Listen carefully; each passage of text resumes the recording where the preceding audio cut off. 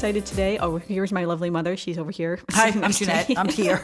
And this is our Valentine's Day episode. So happy Valentine's Day to everyone. Yes, happy Valentine's Day. A few months ago, Day. we did the BuzzFeed quizzes of like which Disney prince would be our prince. And so we already did that. So I just something else different. Instead, today we are going to rank the Disney princes from best to worst. So this list comes from the Disney Wiki. So the actual Disney Wiki, this is who they say are the Disney princes. So there are 10 official Disney princes and 1 honorable prince. And then there are a few other honorary princes as well, but they're not on this list. So the 10 princes are Prince Ferdinand from Snow White, Prince Charming, who his official name is Henry, but is actually not in the movie. And this is also the original movie as well, because in the live action Cinderella, they changed his name to Kit. I don't know why they changed his name, honestly. I thought that was interesting. They do. Mm-hmm. Yeah, but in the original Cinderella, he's just Prince Charming. Then we have Prince Phillip from Sleeping Beauty, Prince Eric from The Little Mermaid, Prince Adam from Beauty and the Beast. He also obviously just goes by the Beast most of the time. Aladdin is considered a prince in this sense. John Smith from Pocahontas, he is considered a prince since Pocahontas herself is a princess. The one that really does not count at all is Captain Li Shang from Mulan, because neither Mulan or Shang are princes or princesses, but they are considered a Disney prince and princess. Then we have Prince Naveen from Princess and the Frog, Flynn Rider from Tangled, and then the honorary person was Kristoff Bjorgman from Frozen, because they actually don't get married yet, I guess, in the movie, so he's not considered an official prince. But although I feel like he should be a prince, so that's why I put him on the list. So all right, we're gonna rank them 1 to 11. So who's in your 11 spot? John Smith. John Smith. Okay. Yeah, I mean, I guess maybe because I don't really remember the Pocahontas. First of all, let's preface this with I have not seen a lot of these movies in a very long time. So for me, I found this to be a very hard thing for me to do. Amanda said, "Oh no, really easy." Oh yeah, said, for me, as I was writing them down, just like 1 to 11, that list I just read, I instantly was. No, this was a very hard thing for me. And as I'm reading them, and some of the reasons I have probably will not make sense to me even when I'm saying them when I do it, because it was very hard for me to put them in order. But John Smith was a definite 11. I think mostly because of his personality in the movie that I remember, and then just the stories about John Smith that I remember. So my brain just couldn't come up with, oh yeah, he was a really nice guy. So my attitude about John Smith is... That's a good point. I feel like I want to bump him down on my list. Yeah, number 11. John Smith was really just not a very nice guy. Pocahontas was a princess, but he was not a prince in my mind, so he's just out. You know what? No, I'm doing that the same. I'm changing my list in live action right now, because I also agree. I think John Smith was just not a very nice man. Right. So that was the easy one. I put him right at the bottom. Yeah.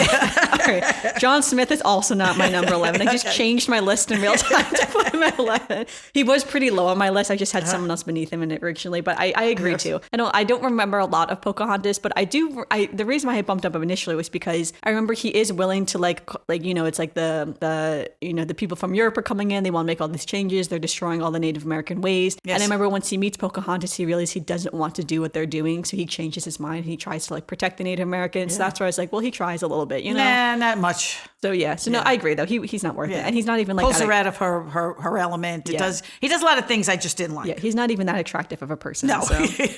All right, who's in number 10 then? Number 10 was Prince Phillip. Okay. In Sleeping Beauty. I found that he has no character. He's like the main character of the movie. It doesn't matter. He's got no substance. I just found he had no substance. Aurora is barely in the movie. The movie surrounds him. But I think that the older movies are what I found. The princes in the older movies, you'll find that a lot of them, like him and the other one is at the end here, is because to me they were princes, but it was to foster the princess idea. They had no character. Mm-hmm. So if I had to pick them as one of my favorite princes, no. Prince Phillip would be number 10. Well, in my 10, my mom told me this before we started recording, that you have this guy higher, but this is where I have Kristoff as number 10. Okay, yes, I have him So higher. I don't like Kristoff. I don't really care that much for Kristoff. Okay. I don't think he's a bad character. I just don't think he's an interesting character is what it is. I don't think his character is physically attractive either, because physical attraction does play a role into all of my characters. Oh, no, mine is not physical attraction. Okay. So yeah, I don't find his character to be that physically attractive. I don't know. I don't really care that much for him. I think it's cute the way him and Anna meet. I think it's but even so, it's I think his whole story arc, I think is very interesting. But at the same time, I feel like there's so much more that he could do. I do like that they make him a much more emotional character in that sense. I like that he has a whole emotional song in Frozen 2 and everything. But Kristoff just does nothing for me. I don't think I would have ever picked Kristoff if I had to pick one of these men to marry. So, all right, who's in your number 9? Number 9 is the one from Snow White, Prince Ferdinand. Yes. Yeah. Same reason for number 10. He didn't have much of a substance. Mm-hmm. I mean, he performs a reason, but other than that, no substance. And I think it's because it was the first movies and the prince was in there, but they were more interested in the princess in those the movies. whole era of Yes. those movies was, you know, the romance So not plot. anything against them, that they weren't bad guys. They just had no character. It's okay. And my number 9 is where I have Aladdin. So I would not pick Aladdin. I think the main reason for that is because he's very deceitful in the movie, if you think about it. He lies to Jasmine basically the whole movie. And it's like, what a way to start your romantic endeavors, is basically built wholly on a lie. Yes. Even at the end, he wants the genie to have him stay a prince forever so that he could be with Jasmine. And the genie the whole time is like, just be yourself. And he's like, I can't just be myself because I'm not a prince. I understand the concept where he's like, I'm trying to date a princess, so I have to be a prince because she can only date a prince. So like, I get it. Like, there's a reason why he's lying. But I think also you could tell Jasmine, this is what you're doing so that we could try to be together. And I don't know. I just don't like the whole thing, how it's like built on a lie and like, you know, all the lies. Right. In a general sense, I don't tend to like movies that are centered around a main lie. So it's like a lot of things like that I just think is kind of a, you know, frustrating to me. So in that way, I was like, no, I don't think I could ever be with Aladdin, where he started off on a lie and then low key, he was a thief his whole life as well. Like, again, he had to be a thief for a reason. So I understand it's fine. But at the same time, though, it's just like, I don't know. I don't know if I'm ready for that type of lifestyle. I don't know if I'm ready to marry someone who's just can so easily lie to me. I don't know about that. Well, we really should stop here and preface the fact that there was no parameters that Amanda gave me. Yeah, I told her just to rank however you wanted to rank. She just said, here's the list of princes. So we ranked Go ahead them and rank however them. we wanted to. But why we're ranking certain things certain ways, which makes it very interesting that we're not ranking them like the same at certain points. Yeah, and that's only okay. because of the fact that there were no parameters of why we're ranking them. I think it's hard to say like, oh, only rank them on this category because again, they're all from such different movies. Yes, so. and one category could make us really move them one way or the other. Exactly. And that's what made it so hard for me. It was not that how I ranked them, because I kind of ranked them, but then I said, wait a minute, I have to go back and defend why I'm ranking them in this places. And that's where you come up with all the differences. And we just talked about that before we started the podcast, because I said, you know, you didn't give me any parameters, so I kind of ranked them. Yeah, and I didn't want you to have parameters. I just want you to rank them how you wanted to rank them. So, all right, who would you put in 8? Eric. Prince Eric? Yeah, I think he's clueless. What do you mean? I think in the end he kind of, you know, saves the day. So he's a hero, kind of like, you know, he's very, you know, brave or whatever. But I think throughout the movie, as far as princes go, and what I'm doing is I rated them on like he couldn't tell it was Ariel the whole time. You want to rank them on like what their strong suit is, or what they, like you said, you didn't like Aladdin because of what he was. My thing about him is, okay, he's a nice prince. He did something good at the end. But if I had to rank him as one of the top princes, to me, he was clueless through the whole movie. No, that's fair. That's the one word that came to my mind, clueless. All right, in my number 8, this is where I have Prince Ferdinand from Snow White. Okay. Again, Ferdinand just doesn't really do much for me for the most part. Nothing wrong, I think, necessarily with Ferdinand. I'm curious to see how they change his character for the live action Snow White, because again, we're ranking this solely just on the originals. We're not including the live actions in this. My rankings would change if we were doing the live action princes. But yeah, but for Ferdinand, I think it's one of those things where, you know, I feel like there's, like you said, like just nothing interesting. Like he's not really part of the, like he is part of the movie, of course, and he does choose to wake up Snow White because he had fallen in love with her already. So that's kind of why I was like, oh, I do like the little romantic twist with him. But otherwise, like, I don't know, Snow White has never been my favorite Disney movie. No, so, mine either. Yeah, so Ferdinand was also never going to be my favorite Disney prince, just the way it is. All right, who's in your 7? Li Shang. Okay. I think he was dedicated to his job. He was a good guy, not a bad guy, but he's kind of arrogant. Yeah. He was kind of annoying, even when she's found out and different things. I think in the end, he kind of comes around, but I think during the movie, he just was just annoying.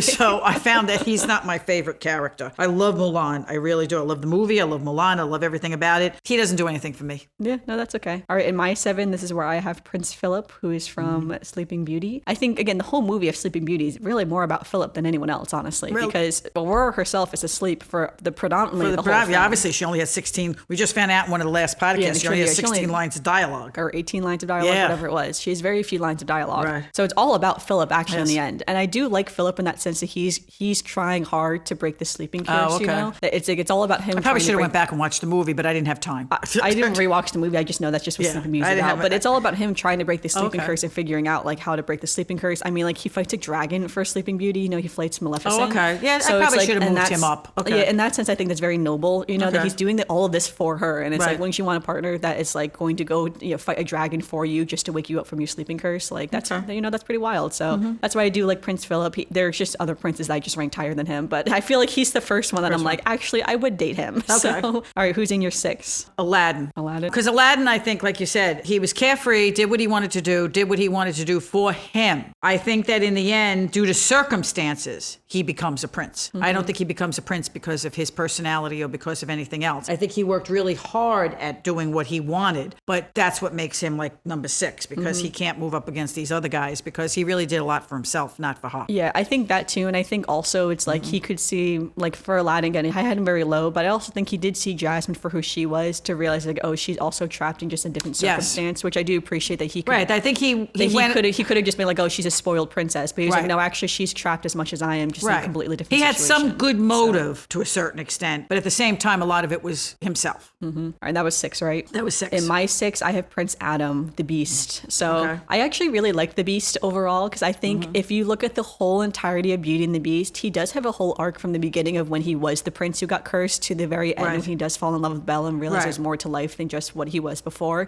So I do think he does learn the lesson that the Enchantress wanted him to learn, and I think that's really important, more so than not just his love for Belle, but for like the love of his servants as well, you know, like all the people in his house too, that it's like they were under the curse. And like in the live action movie, I know they said like they allowed him to be the way he was, but in the same time though, it's like he was still the reason why they were all cursed, you know? So and he recognizes that he's the reason why they were all cursed. So in that sense, it's like, yeah, so I do like Prince Adam. I think he has a really good arc over the course of the entire movie, and so I think that's important for people in a general sense, that it's like you can grow and change, you can recognize when you're wrong and then admit that I was wrong, and like I need to change fundamentally as a person to be better. So I know I like Prince Adam in that sense. So all right, who's in your number 5? Prince Adam. Yeah. And I have the same reasons to a certain extent, because he didn't change because he wanted to. He changed because he had to.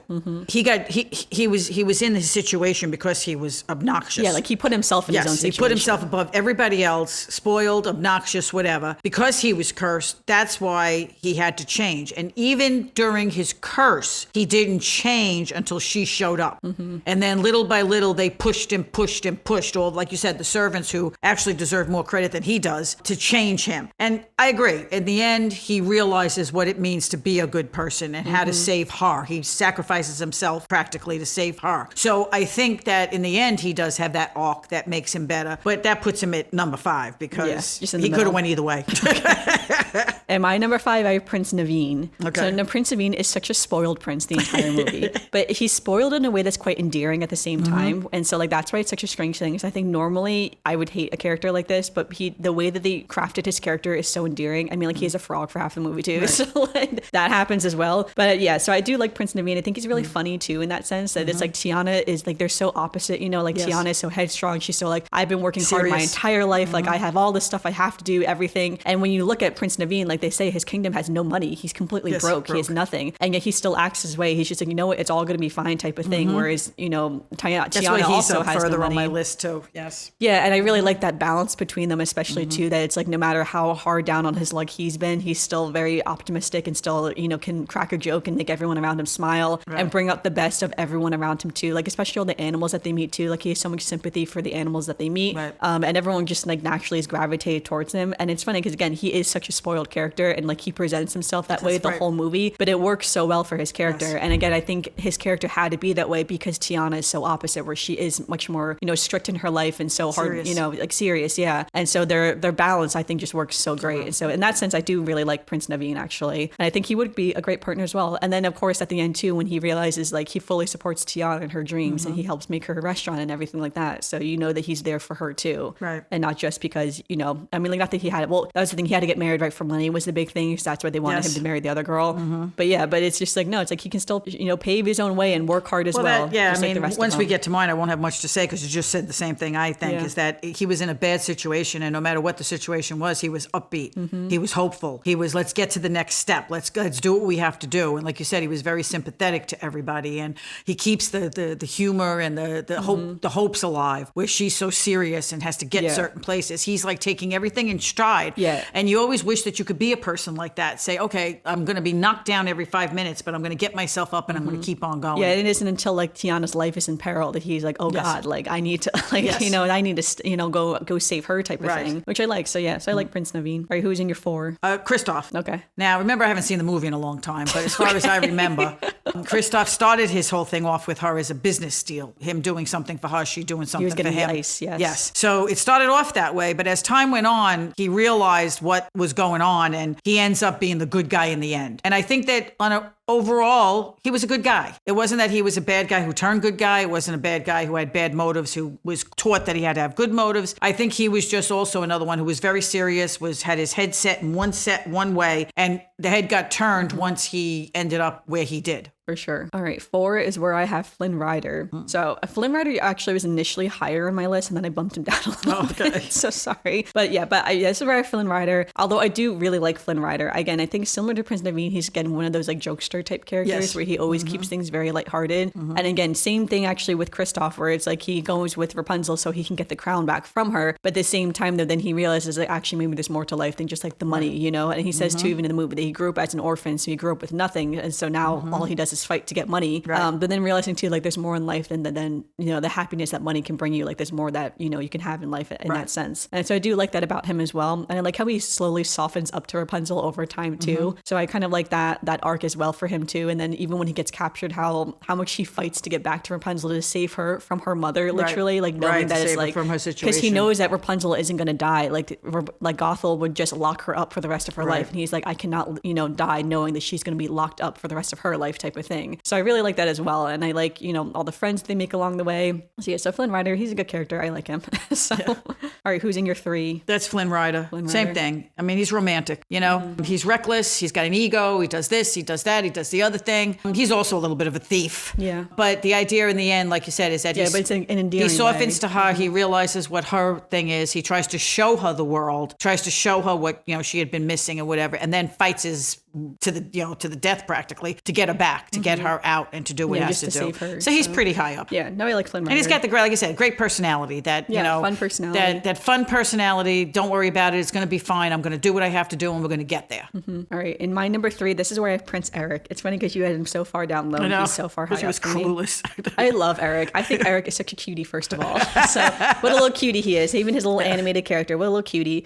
But I like Eric too because he's so similar to Ariel. And I love that in that sense that they have such parallels between the two of them. I mean, like the whole movie starts with Eric on the ship and like they're coming back, remember, too, from their adventures. And that was the whole thing that he wanted to leave to also explore an adventure. And that's the same thing Ariel wants, is just to explore an adventure. And so I really like in that sense that their characters are so similar. I mean, like the part of the reason why he does not recognize Ariel as the girl who saved him is because of the curse that Ursula, you know, the whole thing with the voice and everything like that. That's partially why he doesn't recognize her. So like in that sense, I'm like, all right, I feel like you should have figured it out sooner. But at the same time, though, it's like I understand that he was literally not able to because of the magic in front of him. I wasn't even talking just about Ariel. I was talking about everything. He was just like in that. He was one of those princes that was like, you know, in his own I don't know. world. I feel like he wasn't to me, though, at least. I thought he was quite clever in a lot of the stuff in the ways that he, you know, it's like especially too when he gets put under the curse as well from Vanessa, like when Ursula becomes Vanessa and like completely curses him to try to marry them and stuff like that. And also like, you know, going from the live action as well as too, it's like how like their people really don't like the mermaids because of the stuff that Ursula does, for instance. But he doesn't really have that opinion though. He's like, actually, no, it's like, I'm not going to go off that opinion. It's like, I'm going to do my own thing. And then again, he risks his life at the end as well. It's like the whole ship is sinking. And I like it better in the live action that Ariel is the one who defeats Ursula. But in the animated movie, it is Eric who defeats Ursula and saves Ariel. And then in those last moments, it's like Ariel has to choose between Eric and her family. She does have to choose her family, of course, after all. But in that sense too, that Eric doesn't hold that over her, that it's like he understands that, you know, it's like they come from literally two separate worlds, that especially worlds are very opposing of each other. Like Ariel's family hated humans, his family, you know, didn't really care for, you know, the sea creatures and everything like that. So I don't know. So I always really liked Eric. I thought he had a really good arc. He probably deserves to be a little further. That's the dishwasher. Okay. He probably deserves to be a little higher on my list. You're right. Yeah. Okay. And I think it was, what's that guy's name? It's not Grimm. Is it Grimm? I forget. It's like his advisor's name that kind of like twists his mind to do certain things. Like he pushes him in certain directions that he kind of like. But I think that's what got me is that he was pushed in. I don't know. In like that's probably where the clueless came from. Is where he's pushed. He's kind. Guess he's kind of young. Yeah. In my mind, like he's a younger prince. He's a younger, more pliable, more. I guess so. When was the last time you watched The Little Mermaid? Oh, it's been a while. That's what I say. I feel like you need to rewatch it because I don't think he's really like that. Okay. So I think it's a little different than that. I don't know. No, I did not have time to watch the movies before we did this. Yeah, from when I rewatched it, I may move him up a little bit. Yeah, okay. But yeah, I always liked Eric though, so he's good. And I always thought he was a little cutie. So all right, who's in your number 2? Prince Naveen. Prince Naveen is I loved him. I'm telling you. It's funny because you get swayed a little bit. I like the actor who plays him. I like the voice. I like him. I like,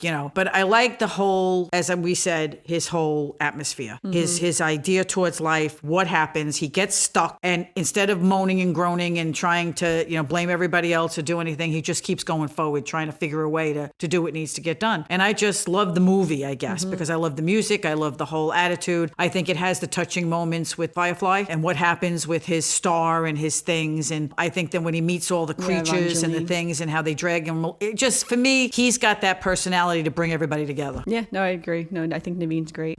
That was number 2, right? All right, my number 2, this is why I have Prince Charming from Cinderella. So in the animated movie for Cinderella, Prince Charming honestly has such a small role. He's not really in the movie at all. But I do like the idea of Prince Charming, I think is what it is. It's like that classic character who is the prince, who does pick the maiden girl, like the literal maid, so to speak, to be his princess. When for sure, there's always pressure in every movie. I'm pretty sure even in an animated film for him to marry a princess and he doesn't want to because he meets Cinderella instead. So I do really like that. And I like the idea too that it's like how he goes out of his way to find Cinderella. It's like he could have said oh, she ran off, she disappeared, and we'll never find her again. But then they tried on that shoe to everyone in the kingdom to try so that he could find her. And then when he saw her, he knew it was her, but obviously they do the whole shoe thing anyway. So it's like the magic of the shoe, of course. So I like that in that sense as well, that it's like as a prince, like he defies all of the odds that he's supposed to do as a prince for Cinderella itself. And I think it's just one of those classic characters, especially in the 1950s, where it's like, when they're really pushing the standard family, so to speak, of like man must marry woman type of thing. And it's like have 2.5 children and everything. Yeah. So it's like he comes from that era, from that picture perfect era. And it's like, I kind of, it's like, it is what it is. It's a piece of history in that sense. And it's like, one of those things I think everyone, has dreamt of and to some extent, of having that picture perfect life. And I feel like that's what he represents. So I don't know. I just really like that. So I always like Prince Charming. And of course I do love the live action Cinderella a lot. And I love Kit as well too in that movie. We just watched that recently together because Amanda was here and we watched it. Yeah, if we were doing, I had not seen it and I have to say it is great. Yeah, if we were doing live action, he would be number 1 for sure. But all right, so what is your number 1 then? Prince Charming. Yeah, and that's what I thought. For 2 reasons. One is the live action I think really influenced me. But it's the same as his character in the first one. And I agree. It was that perfect standard cookie cutter Prince Charming. Everybody calls their prince Prince Charming because he did. He defied the odds by saying, I do not want to be told who I have to marry. I want to marry for love, and I'm going to find the girl that I fell in love with no matter what it takes.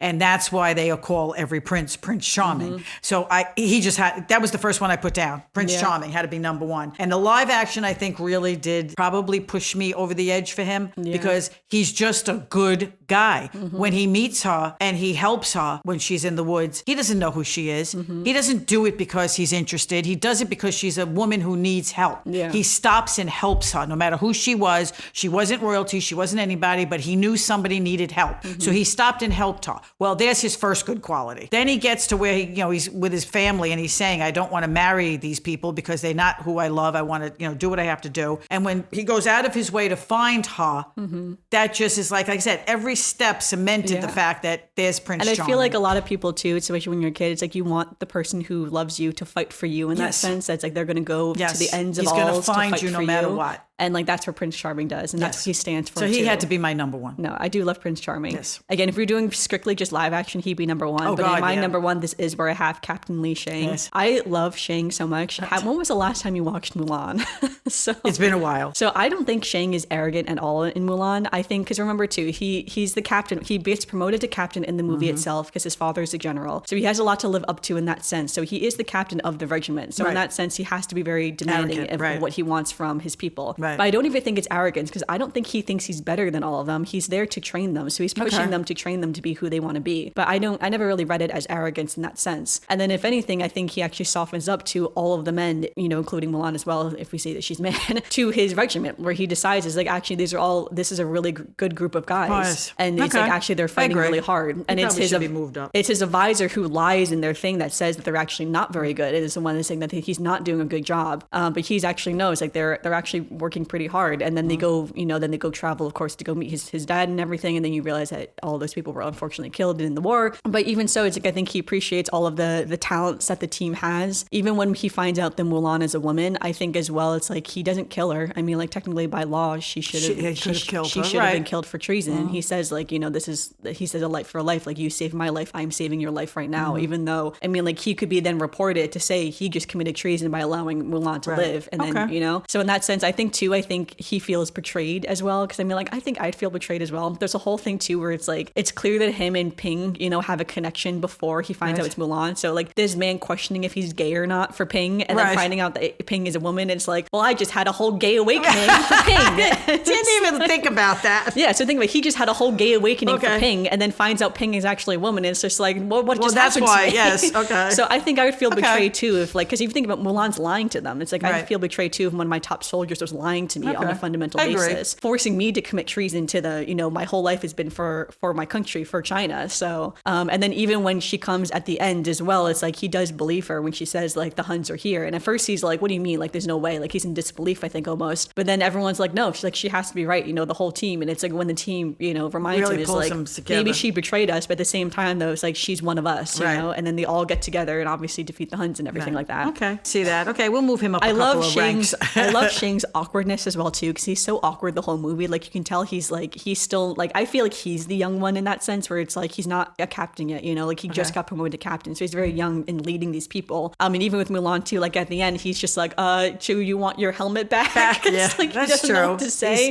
Because it's kind of awkward between the two of them. And then in Mulan 2, their relationship is further further explored. You convinced me. He should go up a couple of ranks. No, so I've always loved Shang. I always thought Shang was a great character, and I think he's such a cutie as well. So I do love that idea. I didn't go by cutie. I went by personality. Yeah, no, but I think too that it's like, can you imagine having a whole gay awakening in the army where being gay is probably legal? I didn't even get that. That went right over my head. And then realizing too that it's just like, it's been Mulan this whole time. So, and then having like the emperor of your entire country, accept Mulan for who she is as well. And then being like, it's like, I was the one who helped her believe in herself too, because again, she had to believe in herself to get there, but he was the support that she had to have as well. He's an underrated prince. So he's not even a prince. Mulan's not a princess. That's true. They don't consider him a prince, but neither of them are princes. Out of the whole list, neither of them are prince or princess. Like, literally, he's just the captain of an army, and Mulan's a soldier. It's like, they don't even say she comes from like a wealthy family or anything like that. It's assumed she comes from a wealthy family because the farm that they live on is pretty big. So like, you can assume she comes from a fairly wealthy farm, but I mean, like, it's not ever guaranteed of like where she comes from, so you don't really know, honestly. So yeah, but I think that's so funny too that they're both considered prince and princess, but yeah, they're technically the only ones who are genuinely not a prince or princess in any way. So but yeah, all right, that was how we ranked the main 11 princes of Disney as of right now. So kind of exciting though. It was fun to think about it. I have to go back and watch one or two more of these movies. Yeah. Also, I mean, like, I think it'd be so thrilling to be married to the captain of an army. I don't know. How exciting would that be? So, would you rather a captain of the army or a prince? I guess maybe a prince. I'm too spoiled. A captain of the army would be away a lot. But that would be a lot of respect. I want the prince right there. Yeah, it's right there. Well, then you'll become queen too at one point. So, all right, this is normally we go into a little bit of Disney news, but this is a very pre-recorded episode, so no Disney news for right now. But of course, Valentine's Day is this week. That is the only Disney birthday that we have. There's no birthdays in our personal lives or in Disney either. It's just Valentine's Day on February 14th. So happy Valentine's Day to everyone. Yeah, so if you had to go on a Valentine's date with any of these men, who would you pick? Oh, Prince Charming. Prince Charming for sure. Yes. I feel like I think it would be Prince Charming, but I also think I would pick maybe like Flynn or Naveen, like one of the fun ones, just for fun. So, and I forget when we did the quizzes, who did we both get? I know I got Phillip, I think, at one point, and I think you got Adam at one point. Adam, I think, yes. Beauty and the Beast. I can't remember. It's one of those things I can't remember. I know we laughed I have at to the go end, look at but the podcast episode. But all right, this is where we have our Disney memories. Do you have a Disney memory for today's podcast? Disney memory for the movies, for the princes. When I was a kid, I think like for my Disney memory, honestly, I didn't really love any of the princes like that drastically. I was always more of like a girl's girl. I always loved like Cinderella and Mulan and like it's like I was always more into like the princesses. Yeah, but see, and the that's why I prince. think, like I said, it was hard to rank some of them because they were in the movie, but they were not there to be the main character. They were there to bolster the princesses because that's Disney. Disney is the princesses. I got to tell you, they didn't even pay attention to the princes until just recently. I mean, now they started talking about the princes in the movies and the different things about them. Well, now a lot of the recent movies don't even have princes. Right. Like And Moana has no love interest. No. Ryan the Last Dragon, she had no love interest. When the princes first were there, they were just there. Like I said, the first few that I said, they really didn't have any character. You really couldn't say, oh, I really love this prince because, this, that, or the other thing. So I think really the only thing that would really capture my attention would be Aladdin. When I think of a prince who was a main character besides the Beast, I would say the Beast and Aladdin were the two that I could remember that were actually the main characters. Yeah. They were their own characters. I mean, Belle was there and Belle was the bigger character, so she kind of overshadowed the Beast. Where in Aladdin, as much as Jasmine is the princess, Well, the movie's called Aladdin. the 'cause it's all movie is about Aladdin. him, Yeah. about him and the genie. So him and the genie overshadow Jasmine Yeah, to no, a I certain agree. extent. So if I had to think a memory of a prince, Aladdin pops into my head because he's in all these Well, it doesn't have movies. to be a memory about them. It could be any memory. Yeah, well, that's what I try to keep it to the thing. But in these movies, Aladdin overshadows her, where in every other movie, princess overshadows the prince. Yeah, I agree, and I realize that as well. And again, I think that's just because Aladdin was just such a different movie in that Yes. sense, because it's just it's more about Aladdin. It's his movie, like he's the star of the movie. Yeah. Where all the other princesses, they're basically the star of their own movie. When you ask me about memories, I usually try to think about a memory to do with what we've just been talking about because we've got so many memories. Like I said, when you say memory, my mind starts spinning because there's so many memories that we have because we have spent our years watching these movies and talking about the movies and now with the podcast dissecting all the different parts of the movies and things, which I would have never thought about until we started actually sitting down to figure out all this stuff. Me, I just, like I said, when I go to the movies, I'm entertained. I look at it, didn't even notice the thing in Mulan, went right over my head. So my attitude about that is I look at the movie to be entertained and for the story of the movie and then walk away and go do something else. Yeah, no, I like to think about the movies afterwards because I mean, like, I don't know, I just think it's fun to think about the storytelling and the characters themselves. So I spend more time, I feel like, thinking about the characters in the movies and the plots that they're in, as well as like what could happen next type of thing, like where is the story going to go in that general sense. So so in that sense, I love all the movies. I think they're all pretty good in their own way, and I will say Pocahontas is the one I have not watched in recent years. Oh God, I haven't seen it in years. I was never and a big years. Pocahontas fan when I was a kid, so that's the only one out of all these movies I've all rewatched within the last few years, I would say. But Pocahontas is the one I have not rewatched within the last few years. So I would like to rewatch it because I remember I liked it when I had seen it, and the music in Pocahontas is so great. Yes. But that's the only one that it's like I don't really have any memories of like watching Pocahontas honestly right now. So that's the one I need to rewatch that I have not rewatched recently. And I do want to rewatch. I watched Snow White and the Seven Dwarfs a couple of years ago, but now with the live action coming out, I do want to rewatch that one again too because it's been a while since I've rewatched that one as well. So yes, I'm excited to rewatch that one too for the live action Snow White as well. So that one will be interesting to see. So, and then after Snow White, I don't know who the next live action is going to be. I mean, like at this point, they've done a lot of them.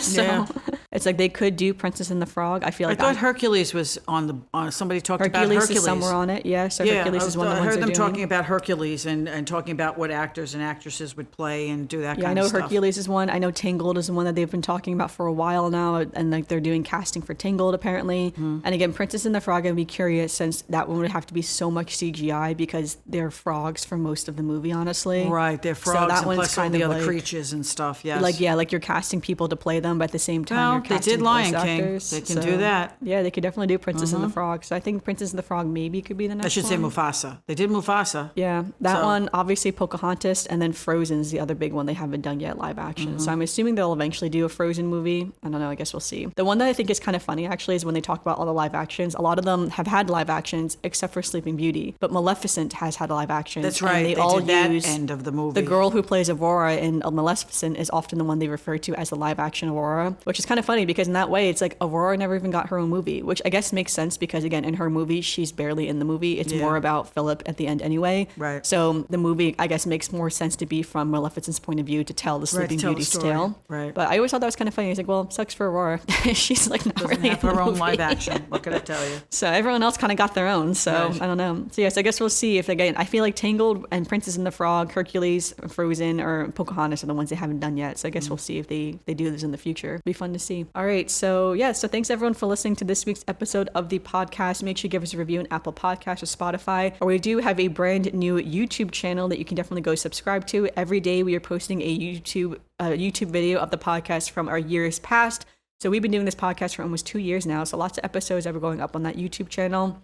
And as it catches up to present day, then we'll go back to the weekly releases on that podcast or that YouTube channel. Make sure you follow us on social media, Almost Amanda X, and we will have a dedicated Instagram post to the Disney princes. So you can let us know, how would you rank the Disney princes? Who is your favorite? Who is your least favorite? Which one would you actually consider marrying, maybe, if that was an option? Or which ones do you think maybe you'd just be friends with or something like that? Definitely let us know. So we'll definitely have that dedicated Instagram post. But until then,